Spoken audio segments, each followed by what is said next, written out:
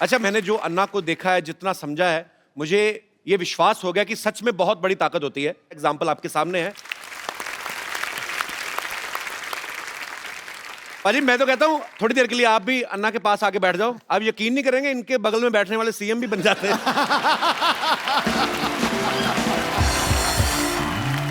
मेरा दिल कर रहा है कि मैं थोड़ी देर बैठा रहूं, चुपचाप अन्ना को देखता रहूं। आपने इतने शो किए हैं, जी। इतने एक्टर्स, इतने बड़े बड़े लोग, जी। क्या आपको कभी लगा था कि एक मंदिर में रहने वाला फकीर आदमी उसके साथ भी आप शो करेंगे? मैंने अन्ना, बहुत बहुत धन्यवाद आपका, आप आए। अन्ना, एक बात बताइए, आपको करोड़ों लोग फॉलो करते हैं, आप खुद क्यों नहीं पॉलिटिक्स में आते? मैं अगर पॉलिटिक्स में गया जी। और इलेक्शन के लिए खड़ा हो गया जी। तो मेरा डिपॉजिट भी जब्त हो जाएगा। क्यों? जी। हमारे देश का वोटर जागरूक नहीं है। जी। वो 500 रुपए के नोट देखने से भी भूल जाता है। क्या बात है। गुंडा है, भ्रष्ट है, व्यभिचारी है, 500 रुपए के नोट दिखाई दिया उसको वोट दे देता है।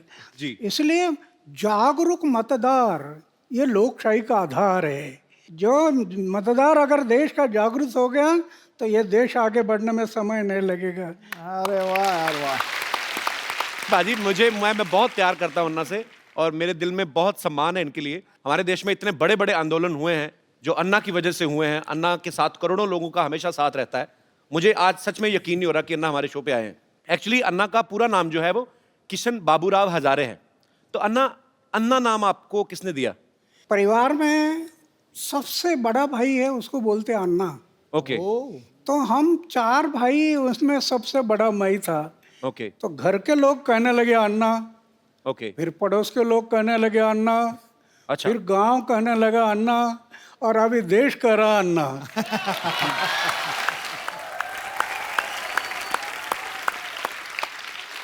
अन्ना, जितना मैं जिंदगी को समझता हूं, जितना मैंने देखा है, मेरी शादी हुई नहीं, आम आदमी जो है, अच्छा आम आदमी भी आजकल आप बोलते हो तो अपने आप खास हो जाते हो। आम आदमी को बीवी की सेवा से फुर्सत नहीं मिलती अन्ना, फिर आप देश सेवा, मानव सेवा, आपको ये प्रेरणा कहां से मिलती है अन्ना? ये जो प्रेरणा है, जी। जैसे मैं अपने जीवन में जो सोच रहा था, जी। अरे क्या चक्कर है, जन्म में आता कुछ लेकर आता नहीं, जाता कुछ लेकर जाता नहीं, उम्र भर मेरा मेरा मेरा मेरा मेरा मेरा, हाथ में कुछ नहीं, लेटरिन का डब्बा गुम हो गया तभी सोचते बैठते मेरा किस लिए जीता। एक दिन मैंने सोचा आत्महत्या करना। एक स्वामी विवेकानंद की किताब हाथ में आई, जी। पढ़ना शुरू कर दिया, और एक ही बात समझ में आ गई, हर इंसान के लिए मनुष्य जीवन मिला सेवा करने के लिए मिला। 25 साल की उम्र में मैंने तय किया कि जब तक मैं जीऊँगा मेरे गांव, मेरा समाज और मेरे देश की सेवा करूंगा, और जिस दिन मैं मरूंगा गांव, समाज और देश की सेवा करते करते मरूंगा। ये मैंने व्रत लिया। अरे वाह। तो आपका जो प्रश्न है बीवी का, अभी मैंने सिर्फ शादी किया नहीं, लेकिन परिवार छूटा नहीं। जी। छोटा 4 दीवारों के अंदर एक छोटा सा परिवार में करना था, जी। वो छोटा ना करते हुए बड़ा बन गया। क्या बात है। पूरा देश परिवार हो गया। अच्छा अन्ना, आपको याद है आपने आज तक कितने आंदोलन अनशन किए होंगे आज तक पूरी जिंदगी में? जब मैंने तय किया कि जब तक जीऊंगा समाज और देश के भलाई के लिए जीऊंगा, जी। तो समाज के भलाई के लिए, देश के भलाई के लिए 16 बार मैंने अनशन किया। वाह। राइट टू इन्फॉर्मेशन, ये कानून जो बना पहले हमने बनाया, वो क्या बात है। राइट टू इन्फॉर्मेशन पूरे देश में अभी लागू हो गया, गरीब लोगों को न्याय मिलने लगा। जी। ऐसे महाराष्ट्र में 8 कानून बनाए। अभी अभी लोकपाल का बिल जी। सरकार नहीं कर रही थी, रामलीला मैदान पर बैठ गया जी। और आंदोलन शुरू किया। सरकार एक ही बात के लिए डरती है, जी। वो सिर्फ मोर्चा और धरने से नहीं डरती, सरकार सिर्फ गिरने से डरती है। ये डर जब लगता है ना तो ऐसे कानून बनाती है सरकार। अन्ना, जब मैं बचपन में मेरी माँ से मेरा झगड़ा हो जाता था, मतलब कभी कभी भाई होता है कि आपकी माँ से नाराजगी हो गई, तो यहाँ कोई भी बात मनवाने के लिए तो मैं खाना नहीं खाता था। पता है वो होता है ना, बच्चे को भी, बच्चे बड़े चालू होते हैं ना, बच्चों को पता माँ देख नहीं सकती कि मेरे बेटे ने खाना नहीं खाया, तो मैं खाना पीना छोड़ देता था ना, तो अपनी बात मनवाने के लिए। तो ये आपका भी बचपन में कुछ ऐसा ही स्टाइल था? मतलब जब मैं ऐसे ही पूछ रहा हूँ। ऐसे मेरे बारे में हुआ था। अच्छा हमारे घर के अमीरी नहीं थी, जी। गरीबी थी। एक त्योहार आ था और मैं माँ को बोला, एक अन्ना दे दो, एक अन्ना। अच्छा एक आना बोलते थे ना पहले। जी जी जी। मुझे प्रेस करना है कपड़े के। माँ बोले, अरे कपड़े को प्रेस क्या करता, मन को प्रेस करना चाहिए। कपड़ा तो क्या है, ये मैला हो जाता है। मन को दाग मत लगने दे, मन को तजला रखना। तो मैं थोड़ा गुस्सा हो गया, अच्छा तो माँ ने मुझे चाटा लगा दिया। मैं दौड़ गया घर से। तो माँ डर गई, ये कहीं कुआं हुआ में तो नहीं जाएगा। फिर खोज करना शुरू कर दी, इधर खोजो उधर खोजो उधर खोजो, नहीं मिल रहा। फिर मेरा घर था, जी। उसके ऊपर एक ढाबा था। अच्छा। उसमें मैं कबूतर पालता था, कबूतर। तो पीछे के रास्ते से मैं आकर ऊपर बैठ गया और सब देख रहा था, कौन कौन कैसे दौड़ रहा है, कौन सा कैसे भाग रहा है, ये माँ कैसे कर रही है, ये सब मैं देख रहा था। और फिर किसी ने मुझे देखा अच्छा और कहा, अरे अन्ना तो ऊपर है। अच्छा फिर वो देखने के लिए आए तो मैं मिल गया। तो ऐसे बात हुआ था। मैं भी एक बार माँ के साथ, लेकिन वो माँ है, जी बिल्कुल। वो माँ है। हाँ तो फिर भगवान ही हो गया ना। तो तो मतलब खाना पीना नहीं छोड़ते थे आप बचपन में? नहीं नहीं, खाना तो नहीं। खाना तो छोड़ता था समाज के भले के लिए। जब अनशन पर बैठता था जी। तब खाना छोड़ता था। क्या बात है। हर इंसान की अपने दिल और दिमाग के बीच लड़ाई चलती है।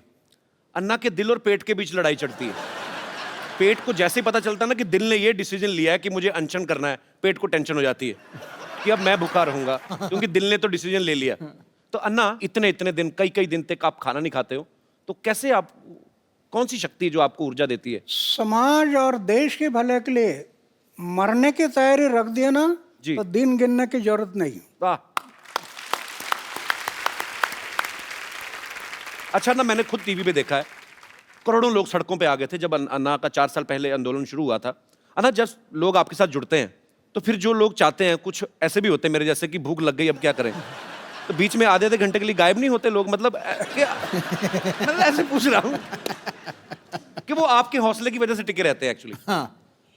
नहीं, मैं तो ये जो अनशन करते हैं ना, जी वो सही अनशन नहीं, वो तो दिखाने के लिए अनशन होता है, जी।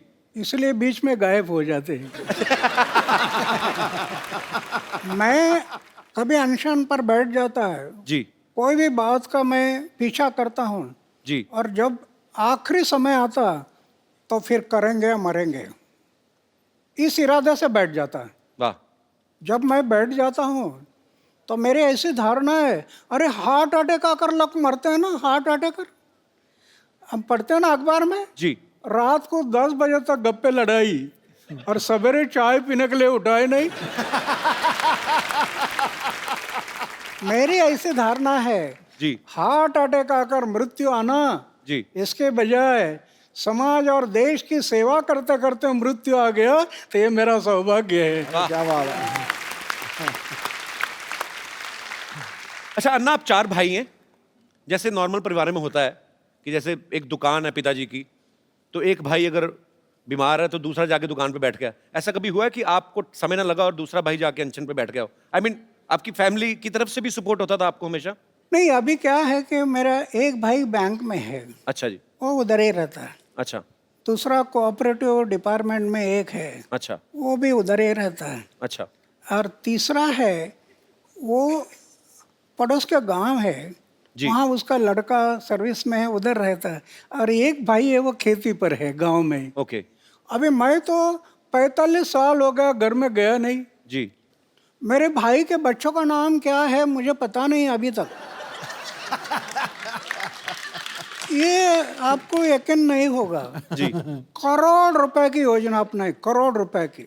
बैंक बैलेंस नहीं।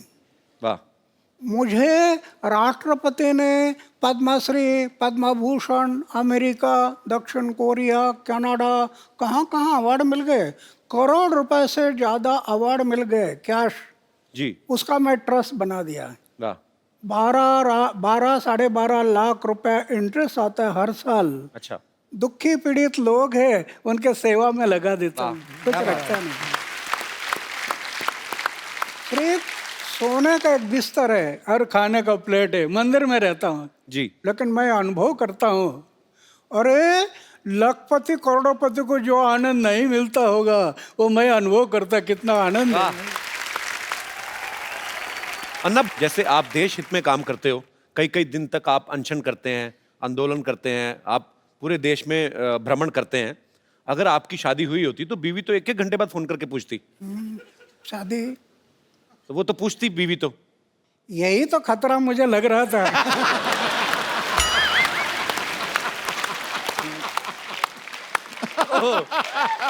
और इसके कारण मैंने तय किया कि शादी नहीं करना।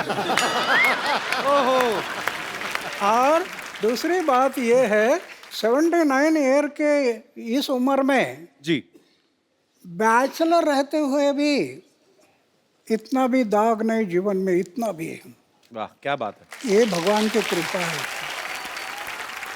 अगर दाग लग जाता मेरे जीवन में तो इन लोगों ने मुझे तोड़ मोड़ देना था। वाह। आज कुछ नहीं कर सकते, कुछ नहीं कर सकते। अन्ना, एक बात और जहन में आती है, मैं बच्चा हूं, आपने पूरी दुनिया देखी है। जैसे मैंने भी अन्ना अभी शादी नहीं की, मतलब करनी है मुझे। करना है? हाँ, करनी है। मेरा दिल करता है। करो। पर मैं, जी, मेरे जैसा रहना तलवार के धार पर चलने से कठिन है। ये तो है। बहुत, ये मन बड़ा चंचल है, कब धोखा देगा पता नहीं। सही बात है। अच्छा ना, लेकिन हमारा जो समाज है, जैसे आपने निर्णय लिया कि मुझे शादी नहीं करनी है, लेकिन रिश्तेदार जो होते हैं ऊपर से ज्यादा प्रेशर करते हैं, तो आपके रिश्तेदारों से कैसे बचे फिर आप? बहुत हुआ। अच्छा, माँ एक लड़की अल्लाह कराते हैं दिखाने के लिए, अच्छा, मैं बोलता ये पसंद नहीं है। अच्छा, दूसरे आया, पसंद नहीं है। मतलब देख लेते थे आप? रिश्तेदार भी कई लड़की दिखाने के लेकर आते हैं, अच्छा, मैं बोलता पसंद नहीं है। ये लोग सब कहने लगे इसके दिमाग पर कोई असर हो गया, अच्छा, तो पागल हो गया वो। उस टाइम पर उन्होंने मुझे पागल में निकाला, ये मेरे लिए अच्छा हो गया।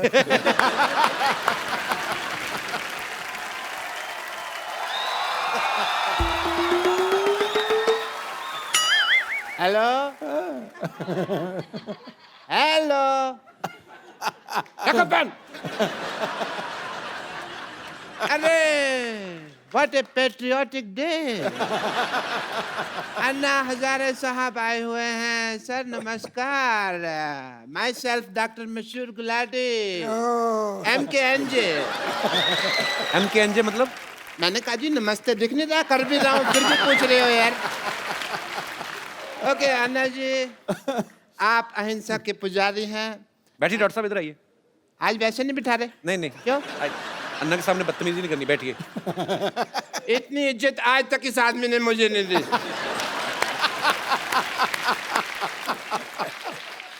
आपका रौब तो है, मानना पड़ेगा।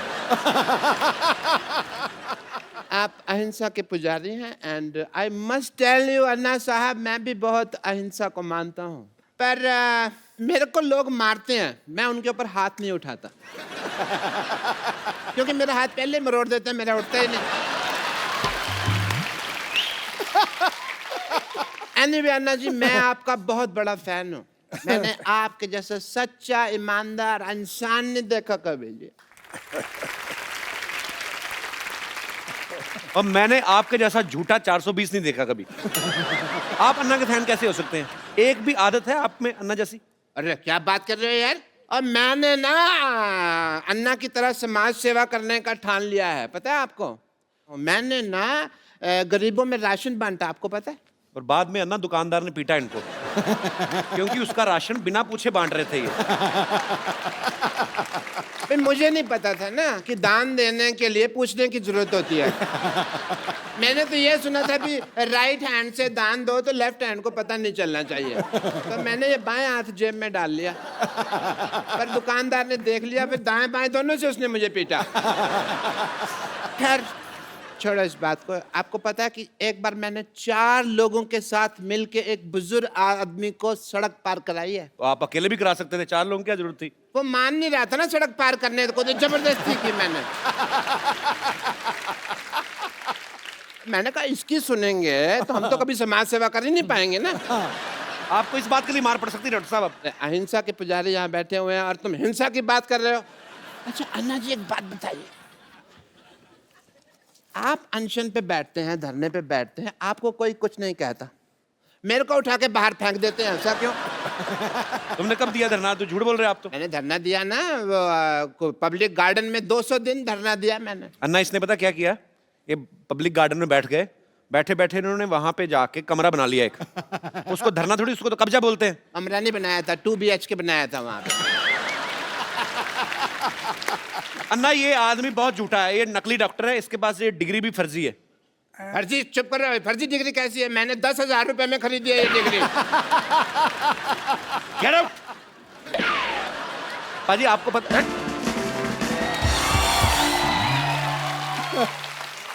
आप सबको पता ही होगा, पर मैं फिर भी बताना चाहता हूं कि अन्ना के ऊपर एक फिल्म बन रही है जिसका नाम भी अन्ना है।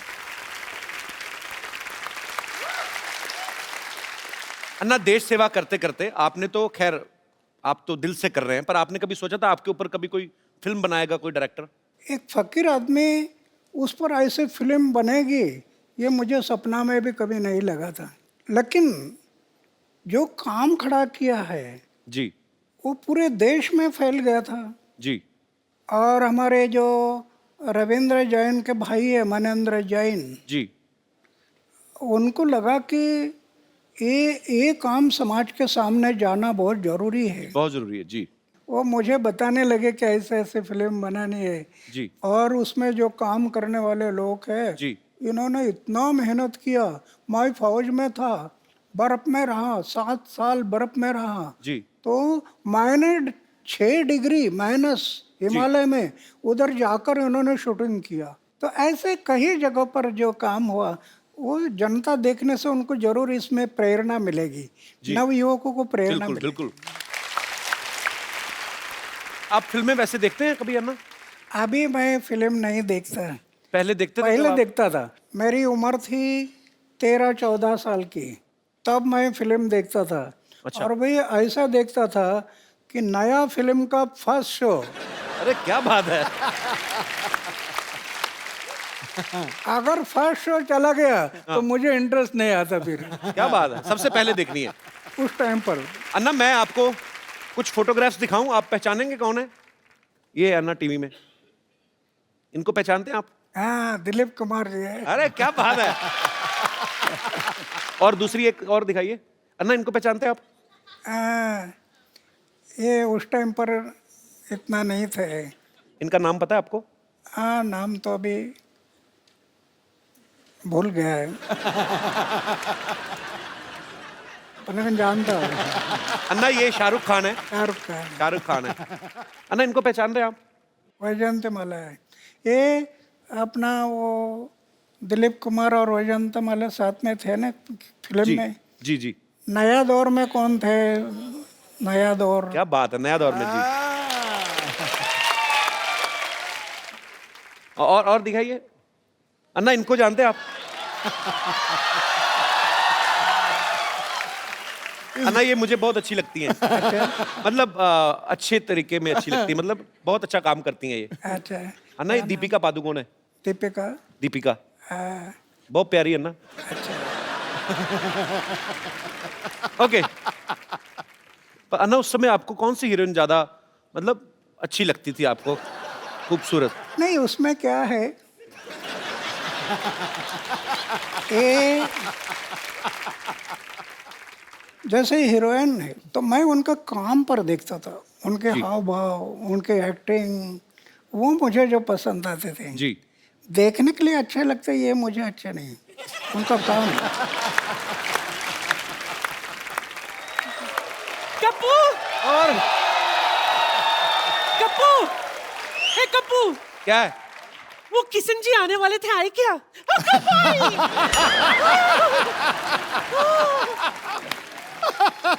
असं कसं? नाही, किती वेळ लावला तुम्ही माझ्या दारावर यायला? क्या बोली नानी?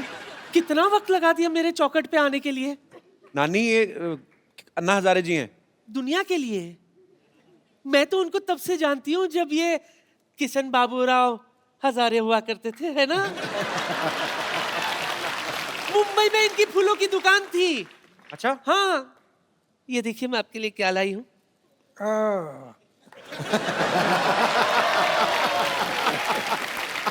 आपको याद है मैं रोज आपकी दुकान से एक फूल खरीदा करती थी? अभी तो 60 साल बीत गए, अभी कहाँ याद करोगे। रोज इनके दुकान से एक एक फूल इकट्ठा किया करती थी मैं, फिर उसका वरमाला बनाती थी। फिर एक दिन गाय आकर पूरा पूरा वरमाला खा गई। मेरा सपना धरा का धरा रह गया। लेकिन सच कहूं, मुझे उस बात का बिल्कुल भी अफसोस नहीं है। मुझे तो इस बात की खुशी है कि अगर आपकी शादी होती ना, वो लड़की बहुत खुशनसीब होती, क्योंकि उसको खाना कम बनाना पड़ता था ना, क्योंकि हर वक्त आप तो अनशन पे बैठे रहते है ना? नानी, इनको घर नहीं बसाना था ना, इनको देश बसाना था, इसलिए उन्होंने शादी नहीं की। लेकिन मेरे अरमान तो अधूरे रह गए ना। हाँ? Anyway, मुझे इस बात का बहुत अफसोस है कि मैं आपकी नहीं हो सकी, लेकिन इस बात की खुशी है कि आप देश के हो गए।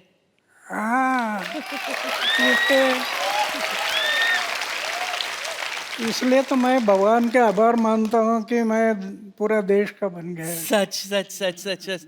इसलिए मेरे लिए तो आपके चरणों की धूली काफी है। नानी, ना। एक मिनट। नहीं। वो स्वच्छ भारत अभियान से जुड़े, उनके चरणों में धूल है ही नहीं। हाँ, उनके वो साफ सुथरे रहते हैं, साफ सुथरे। चलो माफी मांगो अन्ना से। अन्ना जी माफ करना।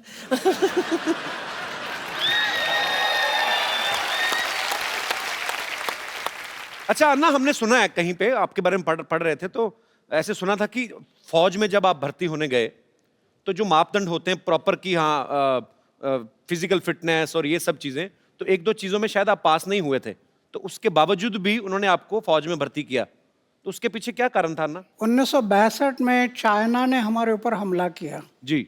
हमारे बहुत जवान मारे गए अच्छा। और फिर देश को लगा कि जवानों की जरूरत है। मेरी ऊंचाई नहीं थी, अच्छा। छाती चौड़ी नहीं थी, जी। लेकिन इमरजेंसी थी, देश को युवकों की जरूरत थी। अच्छा। इसलिए मेरा सिलेक्शन हो गया। मैं 14 लोगों का कमांडर था जाते समय। अच्छा। तो हम सब लोग 14 लोग थे। उन्होंने सोचा कि जब तक शरीर में प्राण है तब तक देश की सेवा, समाज की सेवा करनी, ये तय किया। और मेरी छाती चौड़ाई ये कुछ नहीं थी, जी। फिर भी देश की सेवा करते रहे। वाह। और 15 साल के बाद मैं पेंशन पर आ गया है। वाह। और ये सच्ची बात है, ये हमारे जवान जो हैं, जब आप फौज में भर्ती होते हैं, उनकी ट्रेनिंग बहुत मुश्किल होती है, और ट्रेनिंग के बाद जब उनको अपॉइंट किया जाता है, जब उनकी पोस्टिंग होती है, और मेरा सैल्यूट करने को दिल करता है हमारे जवानों को। और हमारी पूरी टीम की तरफ से हमारी कभी कोशिश रहेगी कि हम अपने देश के जवानों के लिए एक ज़रूर एक अच्छा सा शो ऑर्गेनाइज करें। और बहुत दुख होता है जब हमें कभी ऐसी न्यूज़ सुनने को मिलती है कि सरहद पे या कहीं पे भी हमारे देश के जो जवान हैं, उन्होंने देश के लिए अपनी शहादत दी। हम उनके परिवारों के साथ हैं, हमारी शुभकामनाएं उनके साथ हैं। बहुत बहुत शुक्रिया। अच्छा ना, ऐसे ही मन में सवाल आया, जैसे मेरे 3 मामा हैं, तीनों ही आर्मी में थे, तो वो कहते थे कभी कभी हमें ना बर्फ में पीनी पड़ जाती है, मतलब ऐसे ही। अन्ना, आपने कभी नहीं ट्राई की? मैं शुरू में जब बर्फ में मैं गया जी। तो 2 पैक रम मैं पीता था शुरू में। लेकिन जब स्वामी विवेकानंद की किताब पढ़ी, जी। जीवन समझ में आ गया कि सिर्फ खाना पीना और मरना इसके लिए जीवन नहीं। फ्री रम मिलती थी, फ्री, जी। लेकिन कभी मैं हाथ नहीं लगाया उसको। वाह। 1975 में पेंशन आ गया, अभी 38 साल बीत गए, हमें 2 बोतल रम मिलती हर जवानों के लिए। अच्छा। लेकिन मैं कभी रम लेने के लिए गया नहीं। आज मुझे दुख होता है, ये दोनों देशों को अभी फिर से लड़ाई करना ठीक नहीं है। दोनों की आर्थिक स्थिति फिर बहुत विकट है। एक लड़ाई में कितना खर्चा आ जाता है, जी। देश कितनी जानें चली पीछे जाती जाता हैं। है। जी। ये आज वो लड़ाई होना नहीं चाहिए, ऐसे मैं मानता हूँ। जी, लेकिन अगर पाकिस्तान नहीं मानता है तो 79 ईयर मेरा एज हो गया, और जरूरत पड़ी तो फिर मैं सीमा पर जाने के लिए तैयार हूँ। क्या बात है। और कप्पू शर्मा, ओ हो, वाह वाह वाह वाह, हमारे तो भाग्य ही खुल गया अन्ना, आप हमारे मोहल्ले में आए। देखिए मैं आपके लिए चाय लेकर आया हूँ। अन्ना चाय पीते नहीं है, उनको जूस पिलाओ, बेवकूफ आदमी। जूस तो इनको बड़े बड़े लीडर नहीं पिला सके, मुझसे क्या पियेंगे ये। देखा बाजी, आज पहली बार इसने फंबल नहीं मारा आके। पूरी लाइनें कड़क करके बोली हैं। ये मतलब ये अन्ना के पास आने का जादू है। ये आदमी में अपने आप कॉन्फिडेंस आ जाता है। और मैंने इनसे ही ये सारी चीजें सीखी हैं। इनसे तो मैंने सादा जीवन जीने का, उबलते हुए विचारों को। ओए, उबलते विचार नहीं, उच्च विचार। हाँ तो अब मेरा काम चाहेगा, मेरे विचार तो उबलेंगे ही ना।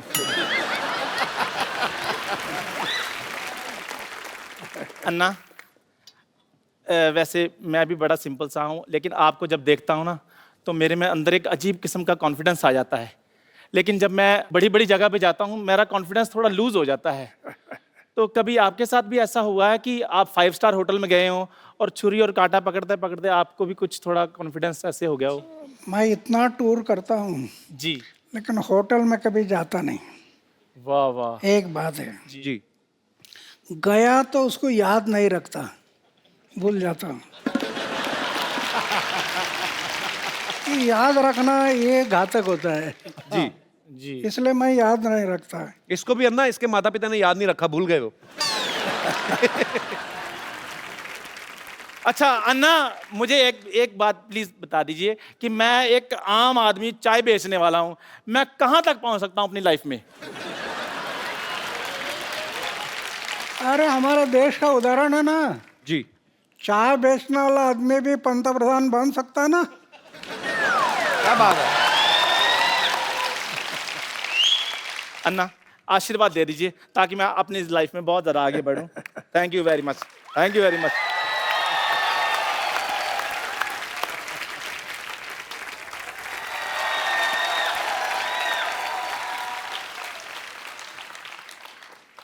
कपूर भैया, क्या है? अब मुझे स्कूल नहीं जाना। क्यों, क्या बात हो गई? अरे वहाँ मुझे रोज मुर्गा बना देते, बड़े को क्या मैं मुर्गा बनूंगा? नजारे जी, आशीर्वाद दो, आशीर्वाद दो। कैसे हो? मैं तो ठीक हूँ, पर आपसे मुझे क्वेश्चन पूछना था। बैग उतार दे बेटा, इतना भारी बैग क्यों लगा तुम?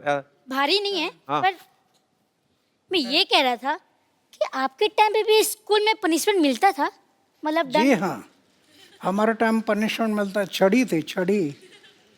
गलती किया तो ऐसा हाथ करना और टीचर मारता था छड़ी से। तो वो तो मेरी हमारे हैबिट है। मराठी में कहावत थी, छड़ी लागे छम छम, विद्या ये घम घम। ऐसी कहावत थी। लेकिन अन्ना आजकल बंद हो गया है स्कूलों में ना, अभी नहीं, आजकल नहीं मारते। अभी मारने के लिए परमिशन नहीं, जी। इसलिए तो शिक्षा का दर्जा डाउन हो गया। अन्ना ये मेरे को बड़े सवाल इसने मुझे बोला था कि मैं अन्ना से पूछना चाहता हूँ। जैसे आजकल ना बच्चे मोबाइल पे ज़्यादा गेम्स खेलते हैं, तो अब ये बच्चों की तरफ से ये सवाल था कि आप बचपन में क्या खेल खेला करते थे? हम तो गांव में लगोरी थी, लगोरी। अच्छा। ये पत्थर एक के ऊपर एक रखना, हाँ। और उसको तोड़ना। हाँ। फिर ईटी डांडू, वो हाँ, डंडा वो और डंडे ईटी गिल्ली के साथ। गिल्ली डंडा। घुमाना।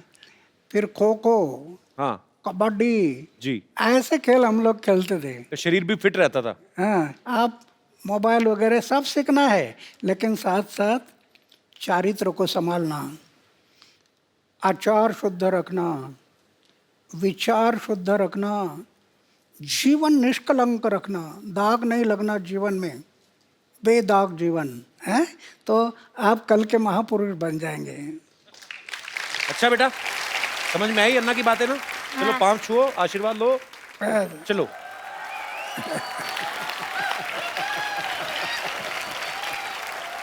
अन्ना, यहाँ पे ना आपके चाहने वाले हैं, सब आपसे प्रेम करते हैं, यहाँ पे क्या पूरे देश में, पूरी दुनिया में है, लेकिन आपसे ये बातें करना चाहते हैं। तो जो भी अन्ना जी से बात करना चाहते हैं वो अपना हाथ खड़ा कर सकते हैं जी।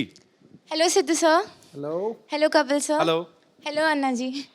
सर मुझे आपसे पूछना है कि टेक्नोलॉजी में आजकल इतनी एडवांसमेंट हो गई है, तो पॉलिटिशियन से लेके एक्टर से लेके आम आदमी तक सब ट्विटर फेसबुक सब जगह हैं। आप क्यों नहीं हैं ट्विटर पर या फेसबुक पर? आपको पता है वो जो आजकल फेसबुक आता है और ट्विटर पे आता है, हालांकि पंगे बड़े हैं ट्विटर के।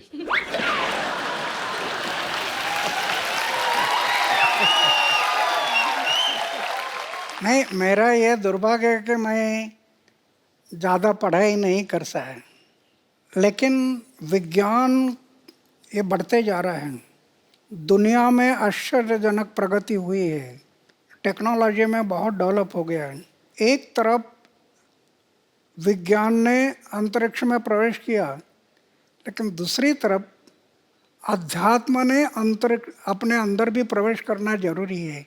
अध्यात्म ने हर एक इंसान के भीतर प्रवेश करना, अगर वो प्रवेश नहीं किया तो विज्ञान इंसान को विकास की भूलताप देकर विनाश की तरफ लेकर जाएगा। तो कहने का तात्पर्य ये है कि हर बात ट्विटर पे करना जरूरी नहीं है।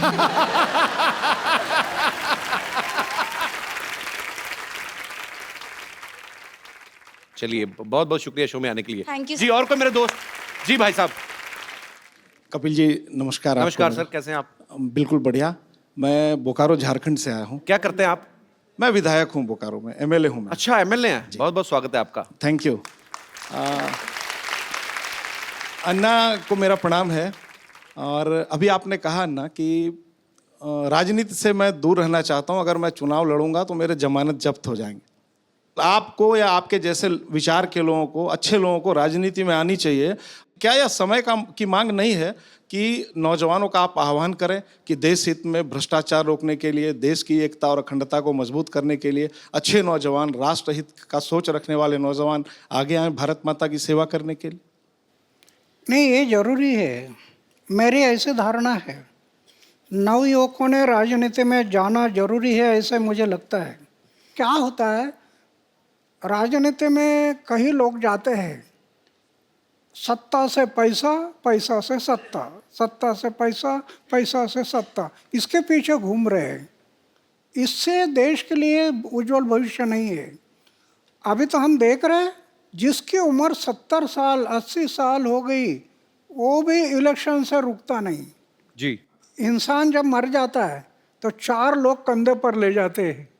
आज राजनीति में बहुत लोगों को ऐसे लगता है कि स्मशान में जाते समय भी चेयर में बैठकर ही जाना चाहिए, इतने चेयर से चिपक। सेवा भाव नहीं रहा, वो बलिदान की याद नहीं। भगत सिंह, सुखदेव, राजगुरु जैसे लाखों लोगों ने कुर्बानी की और अंग्रेजों को कह रहे थे इस जन्म के क्या, अगले जन्म की फांसी दे दो, हमारी तैयारी है। किस लिए? हमारी आज़ादी के लिए। उनको याद रखना है। थैंक यू अन्ना। बहुत बहुत शुक्रिया शो में आने के लिए सर।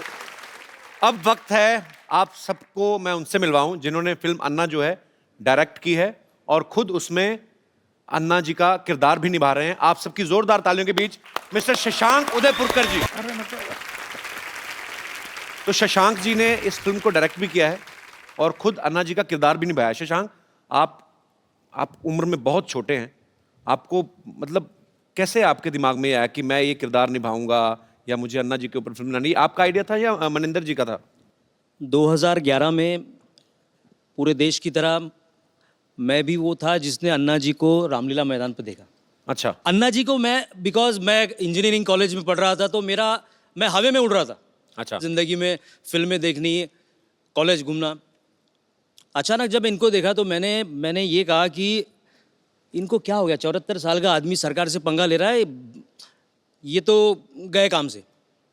शाम को जिस मोमेंट मैंने ये सुना कि अन्ना जी ने जेल से रिहा होने से मना कर दिया है, मेरे लिए 360 डिग्री शॉक था। एक इंसान सरकार के साथ पंगा लेने जा रहा है, अगर गलती से पुलिस का कोई लेटर भी आ जाए तो आदमी की हालत खराब हो जाती है। अन्ना जी कहते हैं कि ना मैं जेल से निकलूंगा और मैं यहीं अनशन शुरू करूंगा। मैं समझ गया था ये बिरला व्यक्तित्व है और ये जो चाहे वो कर सकते हैं।